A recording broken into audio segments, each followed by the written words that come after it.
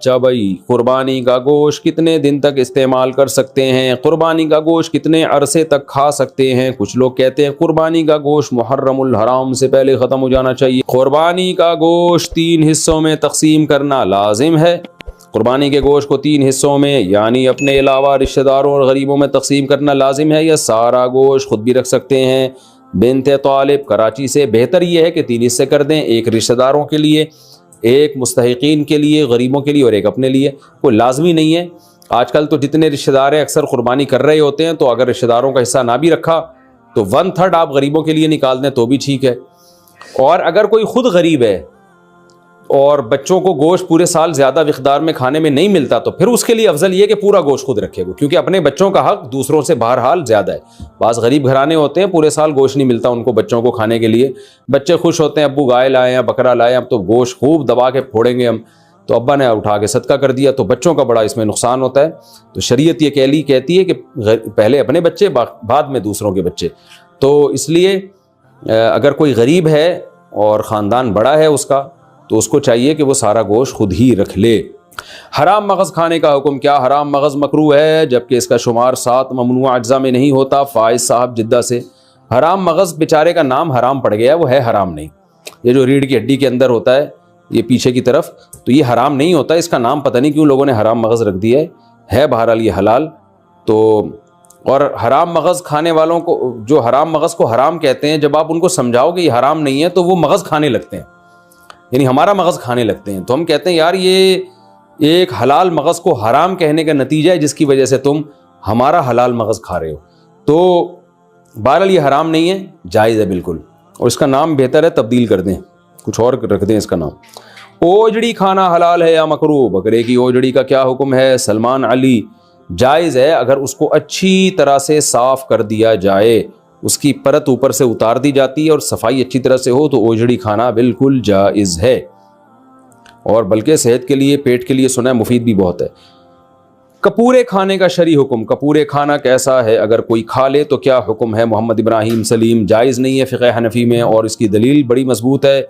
ایک تو صحابہ سے یا نبی صلی اللہ علیہ وسلم سے کہیں بھی ثابت نہیں ہے کہ جانور میں یہ چیزیں آپ نے کھائی ہوں کبھی، اور دوسری بات یہ کہ وہ نجاست کا محل ہے۔ اوجڑی میں بھی نجاست جمع ہوتی ہے لیکن اس کے اوپر ایک پرت ہوتی ہے اور وہ نجاست سرایت نہیں کرتی، جبکہ جو خصیتین ہیں ان میں تو نجاست اچھی طرح سرایت کر جاتی ہے، یہ متولد بھی ہوتی ہے یہیں سے، بنتی بھی یہیں سے نجاست، اس لیے اس کا کھانا جائز نہیں ہے۔ باقی کسی کا اختلاف ہو، امام شافعی کے فقہ کو کوئی فالو کرتا ہے تو وہ بھی مجتہد تھے، ان کی رائے میں جائز ہے، تو پھر ایسے اختلافی مسائل میں ایک دوسرے پہ شدت نہیں کرنی چاہیے۔ تو آپ احتیاط کریں، اگر کوئی کھا رہا ہے تو وہ اس کا ہیڈیک ہے، آپ اس کو الجھے نہیں آپ اس سے۔ اچھا بھائی، قربانی کا گوشت کتنے دن تک استعمال کر سکتے ہیں؟ قربانی کا گوشت کتنے عرصے تک کھا سکتے ہیں؟ کچھ لوگ کہتے ہیں قربانی کا گوشت محرم الحرام سے پہلے ختم ہو جانا چاہیے، کیا یہ صحیح ہے عاقب شاہ دبئی سے؟ نہیں، جب تک چاہے کھائیں، آپ اگلے سال قربانی تک بھی چلا سکتے ہیں اگر آپ کے پاس فریزر ہے یا گوشت اسٹور کرنے کا انتظام ہے۔ باقی یہ کہ اگر اللہ نے مال دیا ہے تو کھائیں اور کھلا کے ختم کریں، غریب ہیں تو اسٹور کر لیں، تو مالدار ہیں تو ایک کھا لیں اور جتنا کھا سکتے ہیں اور کھلا بھی دیں، جلدی جلدی کر لیں۔ تو باقی جائز ہے کہ جب تک چاہیں آپ استعمال کریں۔ اکثر میں اس پہ ایک چٹکلا بھی سناتا ہوں نا، ایک آدمی نے خواب دیکھا کہ اس کا بکرا جو ہے وہ جنت میں گھوم رہا ہے جو اس نے ذبح کیا تھا، لیکن ٹانگ نہیں ہے اس کی۔ تو اس نے پوچھا فرشتوں سے خواب میں کہ بھائی یہ میرا بکرا پورا یہاں آ گیا، ابھی تک یہ ٹانگ کیوں نہیں؟ اس نے کہا وہ ابھی تک تیرے فریج میں پڑی ہوئی ہے اس لیے۔ تو خیر ایک چٹکلا ہے، لیکن یہ کہ اللہ نے پیسہ دیا ہے، مال دیا ہے، تو کھا لیں جلدی جلدی اس کو، غریب ہیں تو پھر بھی اسٹور کر لیں۔ قربانی کا گوشت جہاں سے آیا کیا وہاں لوٹانا ضروری ہے؟ کیا قربانی کا گوشت جہاں سے آئے وہاں دینا ضروری ہے جیسے کہ عام رواج ہے؟ محمد حذیفہ گل کراچی سے، نہیں جی بالکل غلط ہے، اور یہ رواج اگر ہے تو رواج بھی ختم کریں، یہ تو نہیں کہ جس نے گوشت بھیجا تو آپ بھی گوشت دیں، تو بالکل غلط ہو گیا، تو فائدہ کیا ہوا اس کا گوشت بھیجنے کا۔ قربانی کی کھال کا کیا کریں، کس کو دیں؟ قربانی کے بعد چمڑے کے مصارف کیا ہیں؟ رحیم الدین متحدہ عرب امارات سے۔ دیکھیں جس نے قربانی کی ہے وہ جانور کا چمڑا خود بھی استعمال کر سکتا ہے، بیچ نہیں سکتا، بیچا تو قیمت صدقہ کرنی پڑے گی، لیکن ویسے استعمال کر سکتا ہے۔ اسے کھال کو دباغت دے دے، نمک لگا کے رکھ لے، اس کی اسمیل ختم ہو جاتی ہے، سوکھ جاتی ہے، اس کی جائے نماز بنا لے، کچھ بھی بنا لے، یادگار کے طور پہ رکھ لے۔ لیدر تو بڑی ایک قیمتی چیز ہے، بہت ساری چیزیں بن سکتی ہیں اس سے، تو میں نے ایک دفعہ بچپن میں قربانی کے جانور سے مسلح بنانے کی ناکام کوشش کی تھی، مجھے تجربے نہیں تھے، تو اب یوٹیوب پہ آپ سرچ کر سکتے ہیں، بہت سارے طریقے مل جائیں گے آپ کو، تو ایک بڑا اچھا لیدر مل جاتا ہے آپ کو، تو وہ جائز ہے، استعمال کر سکتے ہیں، لیکن اگر بیچ دیا تو پھر اس کی قیمت صدقہ کرنی پڑے گی۔ اسی طرح قربانی کی کھال آپ کسی کو صدقہ بھی کر سکتے ہیں، خلاصہ یہ کہ اس سے بزنس نہیں آپ کر سکتے، جس کو صدقہ کیا وہ جو چاہے کرے، آپ کے لیے اس کو یا تو ایز اٹ از استعمال کریں یا اس کو بیچ دیا تو اس کی قیمت صدقہ کر دیں، ورنہ اس کھال ہی کو صدقہ کر دیں۔ آپ اجرت میں بھی نہیں دی جا سکتی قصائی کو کہ تم یہ جانور ذبح کرو، کھال تمہاری ہوئی، یہ بھی جائز نہیں ہے۔ قربانی کی کھال امام مسجد کو دینا، کیا قربانی کی کھال امام کو امامت کی وجہ سے دینا جائز ہے؟ احتشام الحق، امامت کی وجہ سے کا مطلب یہ کہ امام کی اجرت میں وہ شامل ہو پھر تو حرام ہے، ناجائز ہے، لیکن اگر امام کی اجرت کا حصہ نہیں ہے بلکہ امام غریب ہے اور غریب اور مستحق سمجھ کے اس کو دیا جا رہا ہے تو کسی کی بھی غریب کو دی جا سکتی ہے، تو امام بھی اگر غریب ہے تو اس کو بھی دی جا سکتی ہے۔ قربانی کی کھال گھر میں استعمال کرنا، کیا قربانی کی کھال اپنے کسی ذاتی استعمال میں لا سکتے ہیں؟ کوئی چیز بنوا کر گھر میں استعمال کر سکتے ہیں؟ حذیفہ ندیم کراچی سے، جی بالکل کر سکتے ہیں، تو کوئی حرج نہیں ہے، بالکل جائز ہے، لیکن بیچ دیا تو قیمت صدقہ کرنی پڑے گی۔ جانور کے ساتھ حرام اجزاء، جانور کی جو 7 حرام چیزیں ہوتی ہیں ان میں ایک غدود بھی ہے، یہ غدود کیا چیز ہوتی ہے وضاحت کر دیں۔ نور الامین حقانی، جانور کے جو چند اعضاء حرام ہیں وہ اس لیے حرام ہے کہ قرآن نے خبیث چیزوں کو حرام قرار دیا ہے، جگہ جگہ قرآن میں آتا ہے، تو کچھ جگہ تو ایسی ہیں جانور کی جہاں ہر وقت گندگی کا وہ یوں سمجھیں کہ مقر ہیں، جیسے خصیتین ہیں یا شرمگاہ ہے، یہ سب ہر وقت گندگی سے آلودہ رہتے ہیں، تو یہ بھی سلیم الطبع انسان کو یہ چیزیں کھاتے ہوئے گھن آتی ہے۔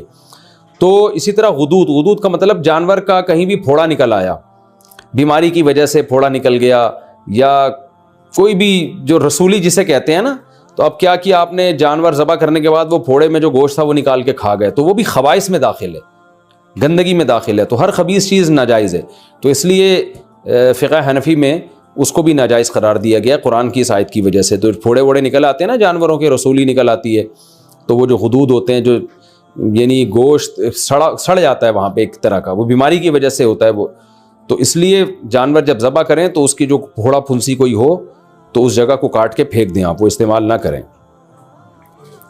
ظہر کی نماز کب تک ادا کہلائے گی؟ اگر کوئی شخص گاڑی میں سویا ہو، گاڑی میں ہو یا کسی اور مجبوری کی وجہ سے ظہر کی نماز عصر کی نماز سے 10 منٹ پہلے پڑھے تو کیا نماز ادا شمار ہوگی؟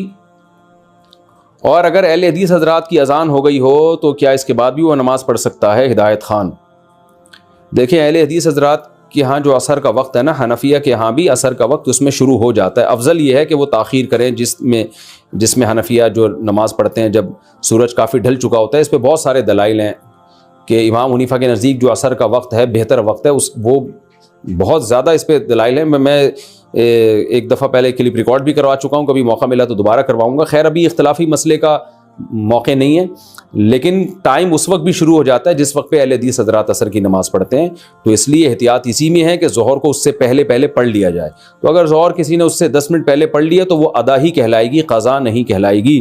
اور اگر کسی نے اہل حدیث کے وقت میں عصر پڑھ لی تو عام حالات میں ایسا کرنا بہتر نہیں ہے، افضل نہیں ہے، خلاف سنت ہے ہماری رائے میں، لیکن اگر پڑھ لی تو عصر ہو جائے گی۔ البتہ سفر میں ہو آپ یا کوئی مشکل میں ہو تو پھر ضرورت کے وقت اس وقت بھی نماز بلا کراہت درست ہے، کوئی حرج نہیں ہے اس میں۔ تکبیرات تشریق کس پر واجب ہے؟ تکبیرات تشریق کس پر واجب ہے، اس کے پڑھنے کا کیا طریقہ ہے، نیز کتنے دن یہ پڑھی جاتی ہے؟ حسین وزیر، دیکھیں راجح قول کے مطابق تکبیرات تشریق گاؤں میں رہنے والوں پر بھی واجب، شہر میں رہنے والوں پر بھی واجب، اور مرد پر بھی عورت پر بھی، ہر عاقل بالغ پر واجب ہے۔ مرد اونچی آواز سے پڑھیں گے اور خواتین آہستہ آواز سے پڑھیں گی، اور جماعت سے نماز پڑھیں یا انفرادی نماز پڑھیں، ہر صورت میں واجب ہے۔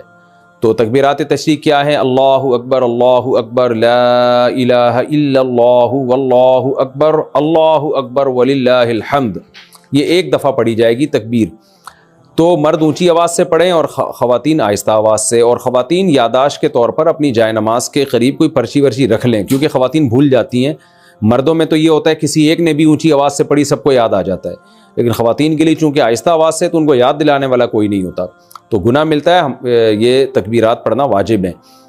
باقی یہ کہ کب سے واجب ہیں، تو 9 ذی الحجہ کی فجر، یعنی بقرعید سے ایک دن پہلے فجر کی نماز سے یہ شروع ہوں گی، اور پھر 13 ذی الحجہ یعنی بقرعید کے 3 دن اور اس کے علاوہ ایک اور دن، اس میں عصر کی جو نماز ہوگی وہ آخری تکبیر اس میں کہی جائے گی، مغرب میں نہیں کہی جائے گی۔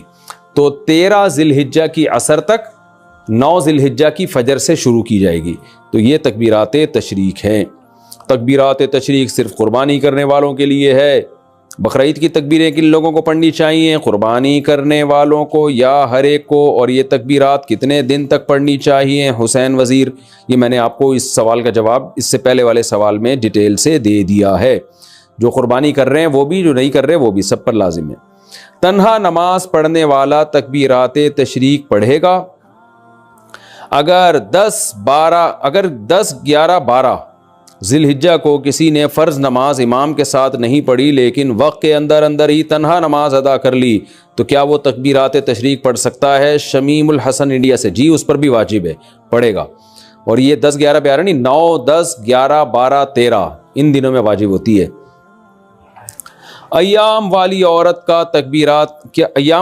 کیا تکبیرات تشریق پڑھ سکتی ہے؟ کیا عید الاضحیٰ کے دنوں میں ایام والی عورت تکبیرات تشریق پڑھ سکتی ہے؟ ابو عمار سعودی عرب سے۔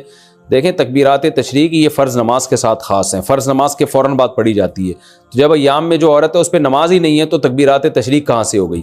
تو ویسے وہ اللہ کا ذکر کرنے کے طور پہ تکبیرات تشریق پڑھتی رہے سارا دن، وہ تو بہت اچھی بات ہے، سارا دن ذکر کرے گی، ان دنوں میں ذکر کا ثواب بہت زیادہ ہے۔ تو عورت پہ صرف تلاوت اور نماز پہ پابندی ہوتی ہے ایام حیض میں، اس کے علاوہ تو ہر قسم کی عبادت عورت کر سکتی ہے، روزہ، نماز اور تلاوت نہیں کر سکتی۔ باقی درود شریف، استغفار، تکبیرات، یہ ساری عبادتیں جائز ہیں اور بلکہ باعث ثواب ہے۔ تکبیرات تشریق پڑھنا بھول جائیں تو کب پڑھیں گے؟ اگر تکبیرات تشریق پڑھنا بھول گیا 1 گھنٹے بعد یاد آ جائے تو اس وقت کہنا صحیح ہے یا نہیں؟ سیف اللہ کوئٹہ سے۔ نہیں بھائی، یہ نماز کے فوراً بعد پڑھی جائے گی۔ اگر درمیان میں فاصلہ آ گیا، کوئی کام مشغول ہو گئے آپ، تو پھر یہ تکبیرات ختم۔ قضا نماز کے بعد تکبیرات تشریق پڑھنے کا حکم۔ عید کے دنوں میں قضا نماز کے بعد تکبیر تشریق پڑھنے کا کیا حکم ہے؟ نیز عید کے دنوں کی قضا نماز پڑھنے کے بعد تکبیرات تشریق پڑھنی چاہیے کہ نہیں پڑھنی چاہیے؟ نوید ملک سرگودا سے۔ اگر ایام تشریق میں ہی کوئی فرض نماز قضا ہوئی اور اس کو لوٹا بھی ایام تشریق میں ہی رہے ہیں تو اس قضا نماز کے بعد تو تکبیرات تشریق پڑھی جائے گی، اس کے علاوہ نہیں پڑھی جائے گی۔ کیا مطلب؟ تکبیرات تشریق سے پہلے نماز قضا ہوئی تھی اور آپ اس کو قضا کر رہے ہیں تکبیرات تشریق میں، تو یہاں بھی تکبیرات تشریق نہیں ہوں گی۔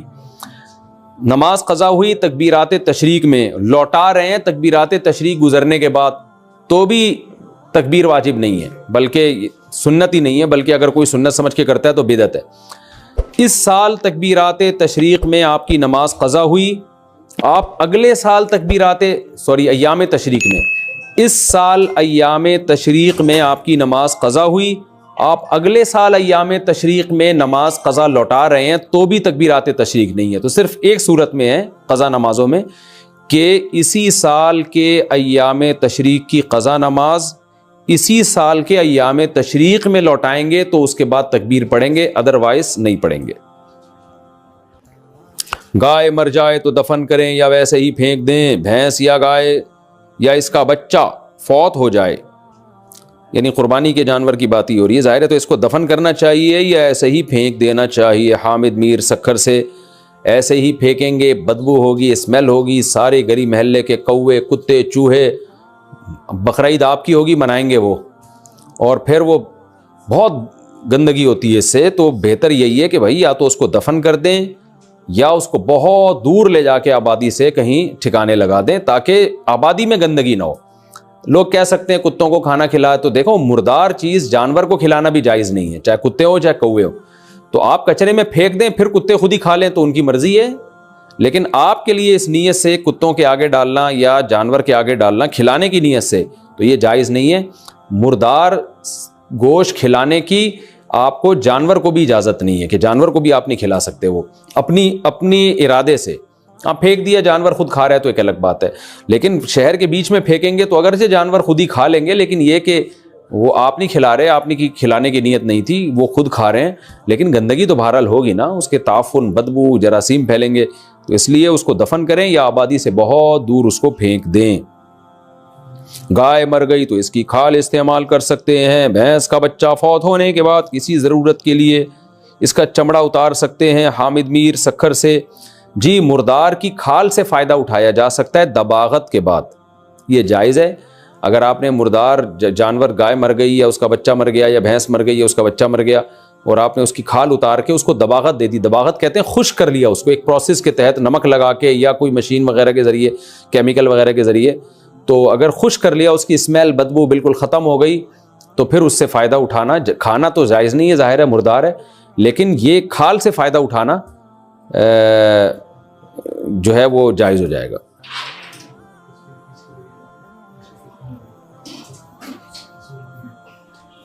حاملہ عورت کے لیے ڈیلیوری سے پہلے نماز کا حکم.